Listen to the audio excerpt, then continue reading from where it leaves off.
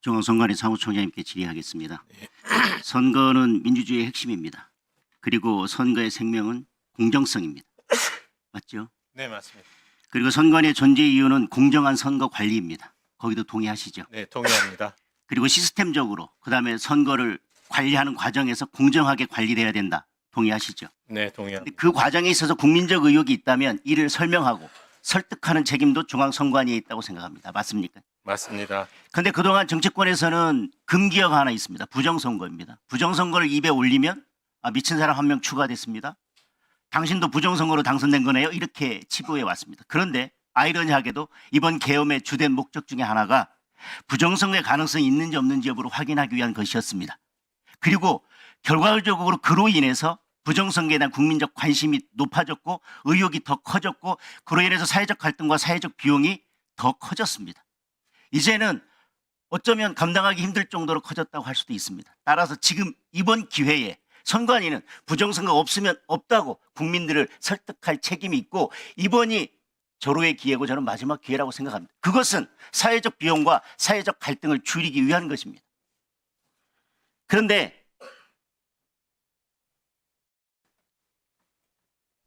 부정선거에 대해서 지금 현재 21대에 총선에서 인천 연수울 선거구의 투표자 수 검증을 해달라라고 했는데 신청을 기각했습니다. 뭐 이런 논리인 것 같습니다.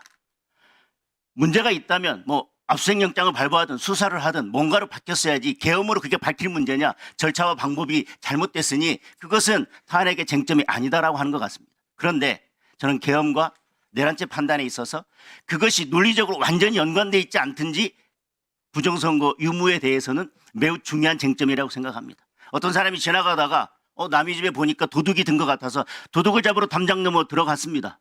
결국 도둑은 잡지 못했지만 나중에 검찰이 그 사람을 잡아서 왜 들어갔냐라고 했더니 도둑이 있는 것 같아서 담장 넘어 들어갔다라고 했더니 아니 요즘 세상에 무슨 도둑이냐. 아니 대문 열고 들어가야지 왜 담장 넘어 들어갔냐라고 지금 이야기하는 것 같습니다. 그러나 그 사람이 넘어간 동기가 도둑을 잡기 위한 것이라면 도둑이 있었는지 없었는지 여부를 확인하는 것은 저는 매우 중요한 절차라고 생각을 합니다. 그런데 부정선거에서 얘기하면 많은 분들이 그렇게 얘기합니다.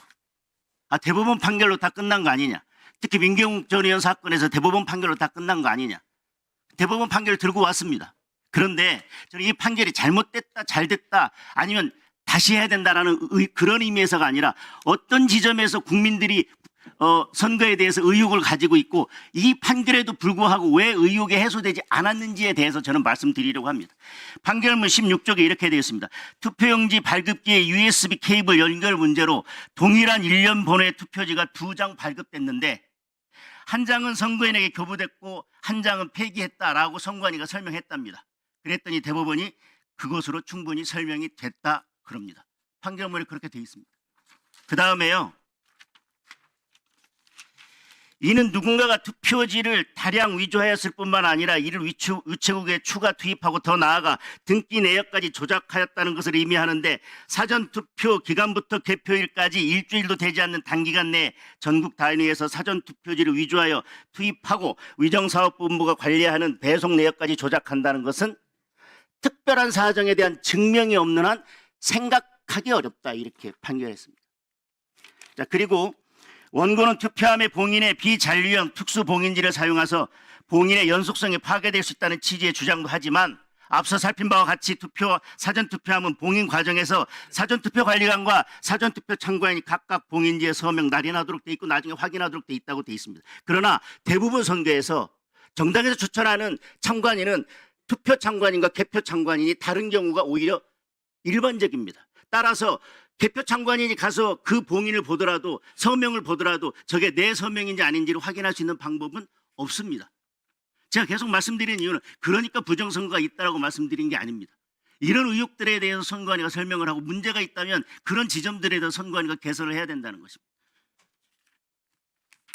자, 그리고 2021년 6월 28일자 검증 결과 변론 전체의 취지를 종합하면 상단 또는 하단 일부가 붙어 있었던 관의 사전투표지는 정전기에 의해서 붙어 있었거나 관의 사전투표 운반, 개표 또는 보관 과정에서 회송용 봉투에 접착제가 묻는 등의 사유로 생긴 현상이라고 볼 수 있다. 선관위가 이렇게 설명하니까 대법원에서 그렇게 인정을 했습니다. 저는 그 부분에 대해서 그런 현상이 발생했기 때문에 국민들이 의혹을 갖는 지점들이 생긴다는 것입니다. 그리고 투표소에서 투표 관리인이 뭉개져 찍힌 투표지가 다량 발견되었고 그중 이 법원이 육안으로 확인하여 투표 관리관이 확인이 어려울 정도에 이른다고 판정한 것은 총 294표인데 나머지 투표지는 투표 관리인을 식별할 수 있는 상태였고 무효표로 판정된 투표지도 현미경으로 관찰할 경우가 상당 부분 투표 관리인의 인형이 추가로 확인됐다. 투표 관리인의 인형을 현미경으로 확인해야 된다면 국민들이 의혹을 갖지 않겠습니까? 저는 그런 부분들에 대해서 계속 문제를 제기하는 것입니다. 그리고 관내 사전 투표에 관련해서요. 원고의 유효 투표수가 4,760표로 집계돼서 피고의 개표 결과와 300표의 차이가 있대요. 4,760표인데 그중에 300표가 차이가 있답니다. 개표 결과가. 그런데 피고가 공표한 이 사건 선거의 총 관외수표 선거인 숫자는 12,957표로 만일 원고의 유효표 숫자가 이 법원이 집계한 결과와 같이 4,760표였다면 총 관외 사전 투표 수량은 13,248표. 그래서 공표된 관외 사전 투표 선거인 수보다 약 300표를 초과한 수치랍니다. 숫자가 안 맞다는 겁니다. 그런데 이런저런 걸로 비추어 보아서 이는 피고가 공표한 관외 사전 투표 선거인 숫자에 가깝답니다. 투표 숫자와 투표한 사람과 이 투표를 확인했더니 숫자에 가깝다고 대법원이 판결했습니다. 가까워서 됩니까? 단 한 명이라도 한 표라도 정확하게 일치해야 되는 거 아닙니까? 대법원 판결에 가깝다고 돼 있어요. 확인해 보니까 투표 숫자하고 투표인 숫자하고 1분 더 쓰겠습니다. 1분만 더 주십시오. 네. 가깝답니다. 네. 그다음에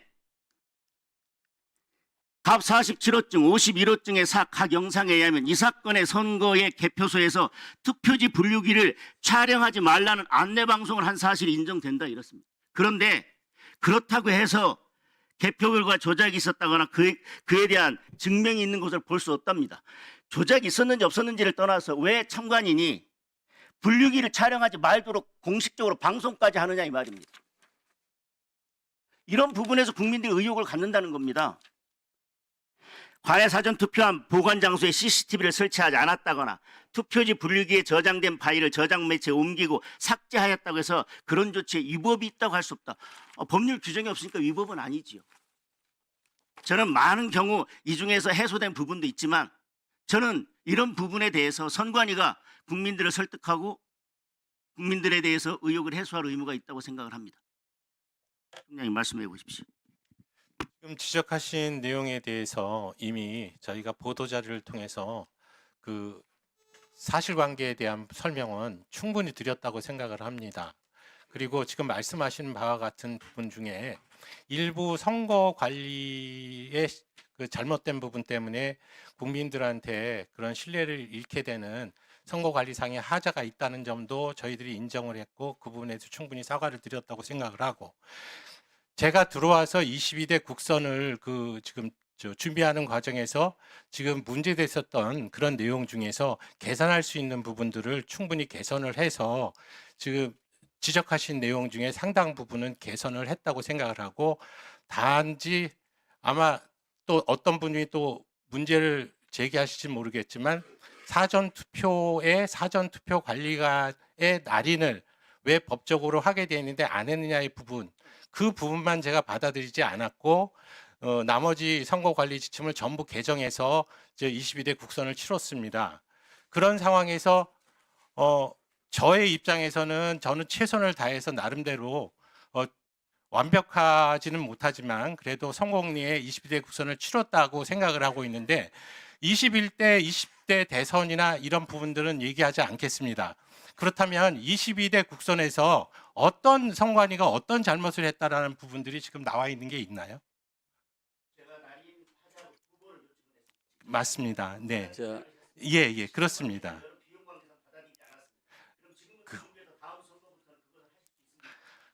그때도 제가 받아들이지 않는 이유에 대해서 충분히 설명을 드렸습니다. 이것은 제도 개선적인 차원뿐만 아니라 예를 들어서 간단하게 설명을 드려보겠습니다. 그 사전 투표는 본 투표. 장 의원님.